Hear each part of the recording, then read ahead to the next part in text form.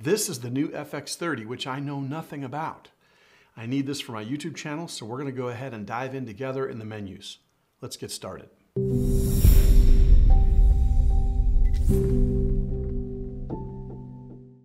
Now, to be honest, I have an FX6 and an FX9. This is the FX30. This shares the same sensor as the A6700. And it's a brand new sensor to Sony. It's only been out for a very, very short time. And I'm going to dig into these menus and figure out how to set this camera up for my use on the YouTube channel. So what this is going to be, all my YouTube videos since I made the studio have been like one camera looking at me all the time. And this is my second camera. So I'm kind of excited about it. I'm looking forward to being able to put it into use. I will probably do a future video on how to color match and get the same exact exposure and look, color with the FX6, which is what's rolling right now. By the way, this is an FX6 with a 51.4 G Master lens on it that's shooting me right now. So I'm just going to roll this up to 16. And of course, I didn't look at what time it was. 23. 650.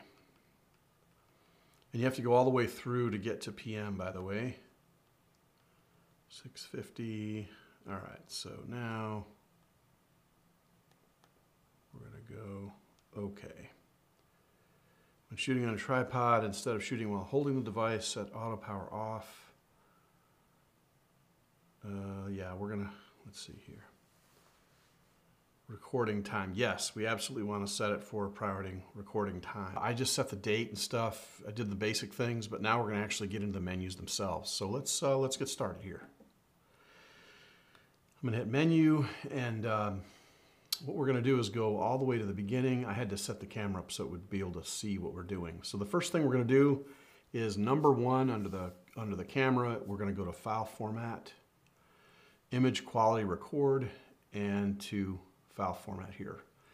I'm going to bump this right to XAVC-S 4K. And if you don't watch anything beyond, well, I'm going to set the frame rate to 30p because that's what I usually shoot on these. And then I'm going to go to recording, and we're going to change this record setting from 8-bit to 422 10-bit.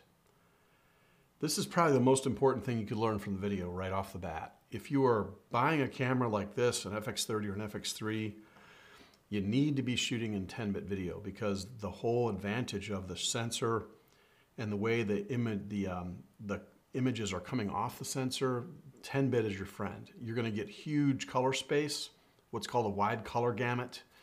If you don't know what I'm talking about, that's okay. But bottom line is if you make mistakes when you're shooting, you're too hot in your exposure or you're underexposed, you will be able to fix them probably if you're in 10-bit video. If you're in 8-bit video, you might have to reshoot. And if it's not something you can reshoot, you're going to be in trouble. So we're going to go back to that. So make sure you're in 422 10-bit. And now we're going to go back. Okay, we're going to go down here to lens compensation. This is kind of important to, if you're using Sony glass, you really want all these on auto and then the two on the distortion compensation and breathing compensation, you want those on. So we're going to turn those babies on auto and breathing compensation on. This has to do with focus. They made some big improvements. If you're doing a two-shot with two people in an interview and you're going focus from here to the person here and it's a different distance, when you go out of focus on this person, if you don't have focus breathing turned on, it will enlarge the head out of focus. So the more out of focus it goes, the bigger the head gets. So focus breathing kind of calms that down. It leaves the head more normal size. And it's a more natural way to change focus from one person to another without doing that crazy thing. So that's what that is. So very important to turn that on. Here's the format setting. I don't have a card in there, so we can't do that one. Record media settings. Let's take a look at this. So this is where you're going to tell the camera what you want it to do.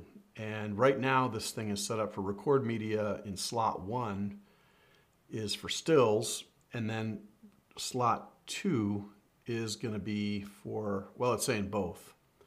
Auto switch media we want to turn on. Now this is really important. I'm going to explain this really quick. If you're doing long form video with a camera like this, you don't want to have to stop recording in the middle of your whatever's going on. Maybe it's a conference that you're shooting and there's a 2-hour speaker. God help us. If you have it going automatic from one to the other, it means that as soon as the card A fills up, it'll automatically go to card B, or it'll go from slot 1 to slot 2, or vice versa. This is extremely important because as long as you've got USB-C power to the camera will just roll and it'll shoot and shoot and shoot and shoot. And once the card is filled up, you can actually eject it from the camera. As long as you've got a really good tripod that's locked down and you're gentle about it, you can pull the card out of the one, replace it, and then when card 2 fills up, you can go right back to a new card 1 and then continue recording. So this is a very important feature. All right, we're going to go to image quality settings and take a look. Now this is for JPEGs. This is for stills, which is not really a thing that I'm going to use this camera for, to be honest. So I'm not even going to worry about it. I'm going to leave it alone because that's not what this camera's for. Okay, so we're going to go down, write serial number. I always do this because what it does, it embeds into the file the serial number of the camera that you're using. So if you're using 4 FX30s and one of them is malfunctioning and you don't find out until after the shoot, you want to know which one it is so you can like tag it and then send it in for repair or whatever. Or if there's a setting off or something like that, you want to know right away which one it is. So it's very important to use the serial number on. Let's see, file settings. This is just, you can do a custom, you can do whatever you want. It's really nice too. I've never seen this before, but you can do camera ID. So this might be FX30A and then real number, which is kind of cool. So for a big production, that's a really great thing. I'm going to leave it on standard for now, but that's really cool. Something I've never seen before. Very cool. Okay, exposure control type. I want to be able to be in manual all the time. So that's what I'm going to pick. So yeah. Oh, this is kind of cool. Huh, camera set memory. So basically you can keep a camera set. You can have a cam set for different types of shooting. So like if I'm shooting, say, basketball action, I can set the camera up and do a cam set for that. But then the next day I'm going to be doing interviews with daylight LEDs, so I can have a cam set for that. And then when I go back to the basketball, I can just go to cam set 1 and from cam set 2 and I'm ready to shoot. So that's really cool. Release without lens, no, I don't want to do that. You would want to disable this if you shot manual focus glass that's like older, like maybe Zeiss lenses, or if you're using, you know, I have an old Pentax 85-1.8 that's not real sharp and it's very creamy. It's very nice to shoot older people that are self-conscious about how they look. If you do that, you'd have to basically change that setting. So that's why I did that, so disable. But anyway, anti-flicker set. Again, I think this is more for shooting stills, but we're gonna leave it there anyway. Okay, audio recording on, audio record level 26. So now you can see the camera is picking up my voice. You're not hearing that, although I can turn that on. So now you're hearing what the camera is hearing, but this is much better, I think, because it's the mic that's over my head, shotgun, but kind of cool. It's very nice to see that audio level, and then of course you can turn that up and down. I'm kind of surprised it's so high, but we'll just leave that for now because I'm not really doing anything with it. Audio out timing. This is really interesting. This is a very cool feature. I remember finding this feature on a very early camera. I think it was the A6000. So live means that you're listening to program. So you're listening to audio that the camera is sending to the card media. But when you change this to lip sync, now you're listening to what has already been recorded onto the card. So for pro audio people, you're going to always want to be on lip sync because it's going to be, you're literally listening to what was already laid down on the card. And this is the safest possible thing. But for the rest of us, pretty much live is going to work because it's not going to be delayed, and it can be very confusing, especially if there's multiple people talking on the video that you're recording. And if you're lip syncing, you're hearing, like if there's 2 people talking, you're going to hear 4 people talking, and there's a delay. So it's kind of messy. Wind noise reduction, I'm going to leave on auto. That's kind of cool. That's something I'm going to have to test with because I have not used it. That'll be cool. This is a neat thing. This is MI Shoe audio set. I want to explain this. This is kind of neat. So all the FX series cameras have the ability to record 4 channels of audio instead of just 2, which is what you could do with all the alpha cameras. So on the top of the camera here, there's a hot shoe, and this is called the Multi-Interface Shoe. I'm amazed at how many video people don't know about this feature. There are microphones you can use that slide in there and are very, very good. My favorite is the ECM B1, followed by the ECM B10. The B1 is amazing. It sounds great. But anyway, if you have the handle attached, the handle with the XLRs in it, you can run that in. But on the top of the handle, there's also an MI shoe. So basically, it gives an extension to that. And what you can do is you can run an XLR1, XLR2, and then if you slide in another microphone that Sony makes, like a stereo mic or whatever, those are channels going to be 3 and 4. And you can change these around inside the camera's software. So it's very, very powerful. So as an example, you could run your XLR, maybe you're doing an interview, and you have your shotgun mic on XLR1 in the handle, and then you've got a lav attached to the person on channel 2. Then you can put an ECM B1 in the very top of the handle, and that's capturing more room noise, and it's another backup for you in case something goes wrong, whatever. But you're going to be laying down a total of, you're going to have discrete audio in 1 and 2, but then you're going to have 3 and 4, which you can actually mix to mono or have in stereo. So there's a lot of options here, and this is really cool, especially when you consider run and gun with a gimbal, because this camera is made for a gimbal. It's really small and compact. They make these beautiful wide-angle lenses for it, in particular the 15-1.4 and the 10-20 f4. Those are fantastic lenses to use with this camera.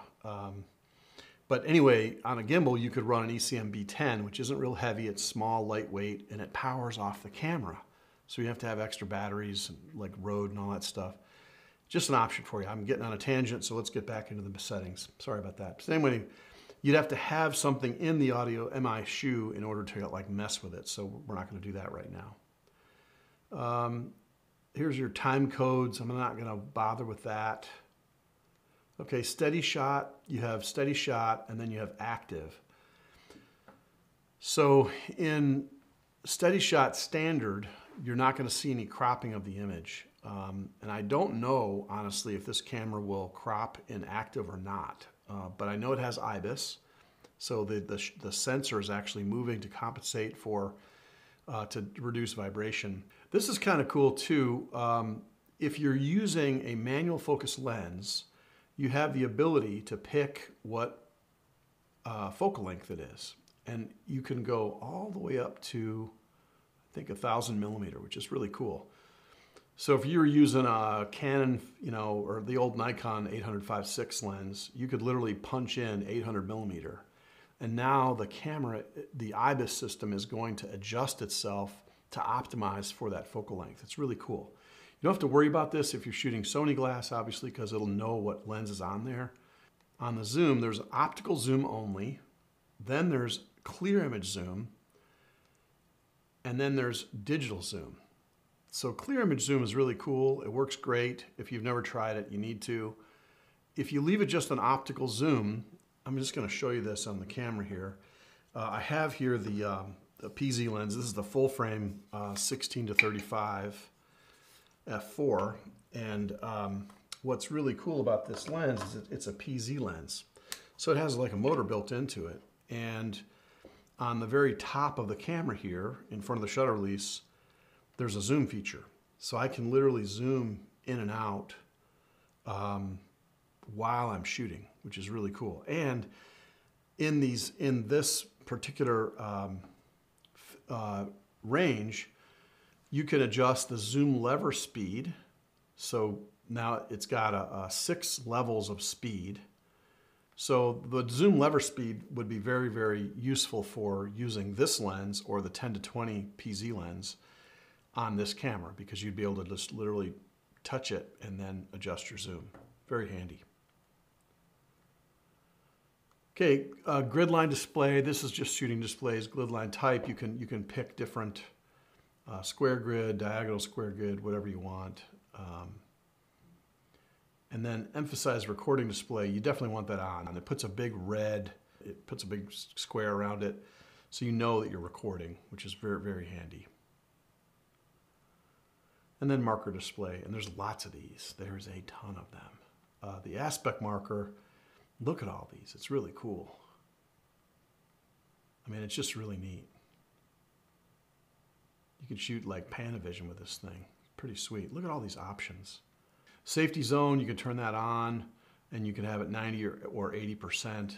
Safety zone just puts a smaller box inside the 16:9 that you're shooting. And it just allows you to make sure you don't bump up or move someone, like lose a head or whatever. It just gives you a little safety. And that's what that is. So I run mine on 90, and that works great for me. Metering mode, multi is great. Multi is going to break up the viewfinder into, like, I think it's 7 or 9 quadrants, and it's going to center weight to the bottom and then give the next level of priority to the sides and the least amount to the top, which would be where the sky is, which is kind of what you want. But you'll be able to see what you're doing anyway. So multi is excellent. Face priority in multi is very handy. This option the facial recognition and even the IAF of the camera will automatically isolate the face in terms of exposure. So if you're shooting somebody in a gimbal and they walk from the shade of under a tree and you're walking and they come out in bright sunlight, it will automatically look at the face and then adjust the exposure so that the exposure is consistent on the face and ignore everything else, which is killer. It's a really great feature. Okay, spot metering point, not going to use that. White balance, auto. There is one here. I just wanted to show this because this is a really cool feature. When you go to white balance, if you find that the camera is, like, for instance, if you're shooting Sigma glass, it's very yellow. I find it to be very yellow. So what you can do is, if you're shooting Sigma glass, you can even come over here and you can bump maybe 2 hits of blue into it and then lock that in. So all you do is just go to the right in even in auto. You saw it just work in auto, but that's a very nice feature. Now I got to go back and take it out because I don't shoot Sigma lenses. I shoot Sony lenses. So I don't want that to be in there. I'm going to clear that so it's normal. And then priority set in auto white balance. I like this white one, auto balance. This one does a better job for me in almost every situation. So I really like this. Very cool. Shockless white balance. This is a setting similar to exposure where your white balance is going to be slowed down. So it's not so obvious that there's a change being made. And this is really helpful, again, if you're running and gunning and you're going in and out of a building, maybe you're in fluorescent light and then you go out through a breezeway that's half daylight and half tungsten, and then you go from there out into bright sunlight. The auto white balance is going to step with you, and the shockless white balance is going to help you by kind of easing the pain of those changes and making it very organic and easy to look at, and it's going to help you in the edit too. So that's kind of cool. That's a neat feature. Okay, and it's already set to PP11. That's interesting. And look at these Luts here. They are built in. That's neat. You can import your own Luts. Very cool. And I run S-Log off because it's such a controlled lighting environment that I don't have to worry about shooting an S-Log here. It's very simple. Okay, manage user LUTs. That's kind of cool. So you can import and edit your LUTs. You can delete all the LUTs, whatever you want to do. Pretty cool. Here's your zebra. You can turn it on and off there. Zebra just shows you, it puts kind of like these horizontal or these kind of angled banding that shows you overexposure. So it's very handy. That's in all the alpha cameras as well, and it's kind of handy for just making sure you're not toasting something, you know, exposure-wise. But and then you can change the zebra level between 70 and 100 plus, so it'll actually go higher than that, which is kind of cool. But the starting point is 70. Okay, focus mode, continuous autofocus, definitely, that's what I want. AF transition speed is set to 5. I'm gonna actually go probably down to 4. I don't like it going too quickly. And then subject shift sensitivity, I'm gonna wanna go, again, I'm gonna go to probably 3 there. And locked on is 1. And then 5 would be the highest. Let's see if it goes to 6. No, it goes to 5. So 1 is like completely locked on, but 5 is instant responsive. So that's pretty cool. But I think 3 is good for me. AF assist I don't use, so I'm not going to worry about that. Focus area. Focus area wide works. If you don't know what you're doing, wide is a good place to start. Focus area color, we're definitely going to make that red because it's much easier to see. Yeah, this is good. Face priority and autofocus, on, definitely on. This is what's so nice about this camera. You could shoot wide open with a 51.2, which would give you a 75mm 1.2, and it's just going to track the eyes like it will not let them go. And notice that you can do animal and bird as well as humans. So I shoot humans all the time, so I'm going to leave it there. But this is a really great feature. Focus magnifier is really important if you shoot a lot of manual focus, but we don't need that, so I'm not going to worry about it. Peaking display, I'm going to turn it on, and one thing I always use red for peaking color. And then the peaking level, I always have on low. I'm going to tell you why. If you're tempted to shoot some really, really fast lenses, the 1.2s, 1.0, 1.4, if you're on medium, it bleeds over beyond what's sharp and what isn't. So if you can, always use the low setting on focus peaking because it's going to be the most accurate. So if you're having difficulty and you're seeing, it's showing you it's sharp and it's not when you actually look at the footage, go ahead and turn that from medium to low. High really looks cool, but no, that's really bad. You won't be able to be exacting. Now, if you're shooting f4 lenses, 5.6 lenses, it's not as big a deal. You could have it brighter and it won't really matter. But on the really shallow depth of field lenses, you really want that to be on low. And this is really handy, the USB streaming. So that's kind of cool that you can set different, frame sets. You can change 720p, 1080p, 30p, and then 60p, which is nice. But I'm gonna leave it here because that's the standard for the A10, which I'm using right now. Okay, custom key dial set. Now, I'm not gonna worry about this for stills, but on the video side, to be quite honest, I need to think about this. I'm not really sure how I want to set up the custom functions. There's a bunch of them. There's 2 and 3 are on the top of the camera. 5 is below your thumb. You'd hold it. 4 is the trash button. So there's a bunch of buttons all over the camera, and they already have it set to like white balance and ISO. I kind of want to use the camera a little bit before I figure out how I want to change that. But anyway, it's entirely up to you how you want to customize the camera. But it's really cool that you can do it. I love that. So.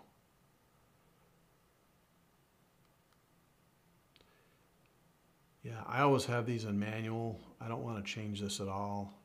Display quality I'm going to put on high. It'll burn a little bit of battery life, but it's worth it because a lot of times you've got lots of extra batteries, or you're actually powering the camera through the USB-C port, so whatever. For production, I don't really care. Okay, here's one in the suitcase that I do want to use. I'm going to always display the remaining shoot. What this is going to tell you is how much time you have left to record on the media that's in the card.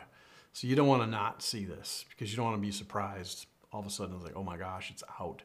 So I like to see that at all times. And this is really important.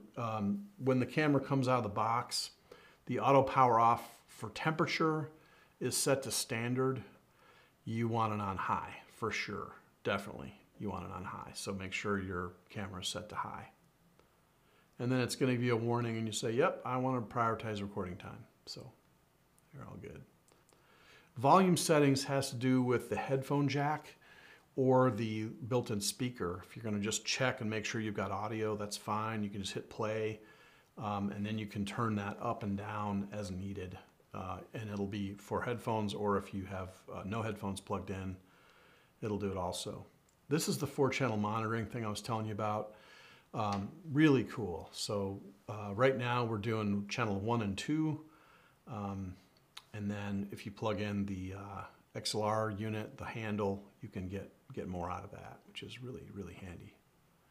Audio signal is off, and I'm in silent mode, so I want that off anyway. So info display, this is very important. Right now I've got mine turned on so that you can see all my menus and stuff. But once I turn this off, everything's going to go blank. So if you're trying to see, you know, what you're doing, you'll have to do it. I'm going to turn it back on so you can see the menus again. But that's what that is. Okay. Record lamp. The camera has a record lamp on the front of it, which is pretty good, and then also on the back. So I'm just going to leave them all on because, yeah. Fan control. This is where if the camera starts getting really hot, it will automatically come on by itself. Or you can have it off and recording, or you can turn on minimum where the fan will run very slowly and quietly, or you can have it on auto where it'll just turn on and off as it's needed. Sensor cleaning just literally shakes the sensor and it like knocks stuff off, which is cool. And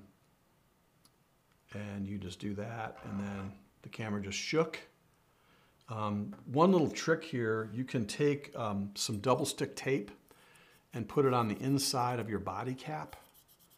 And that way, as you're moving and traveling and moving around, if there's dust or whatever, it'll fall on the double stick tape and not on the sensor. So it's kind of cool. It's like a crap magnet.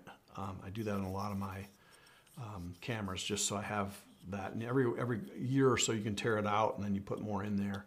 It's kind of a neat way to do it. Okay.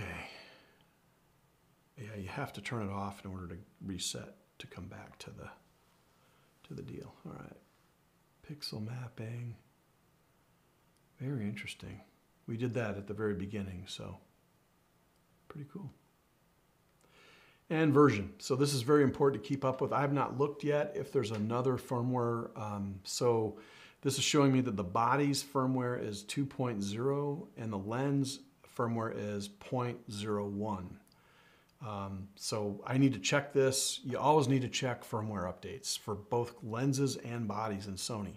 Don't let that go, because sometimes they'll add features or fix little bugs that they may not mention. It's never good to not do an update, in my opinion. And that's, you know, I've been shooting Sony since 2014. So it's really just always do the updates. People always forget the lenses too. So make sure you update the lens as well as the body. I don't know, I'm not a professional video guy, and maybe you're not either, and maybe this has been helpful, I hope so. If you've got comments and suggestions, let's use the comments below to kind of create community where we can help each other. I may have made a mistake. I make mistakes all the time. I don't understand every single aspect of every camera they make, and I'm pretty fuzzy on the video stuff, honestly. I'm getting better and better at it as I use it. But yeah, so if you find a mistake, just jot it down, and then, you know, it'll be in the comments.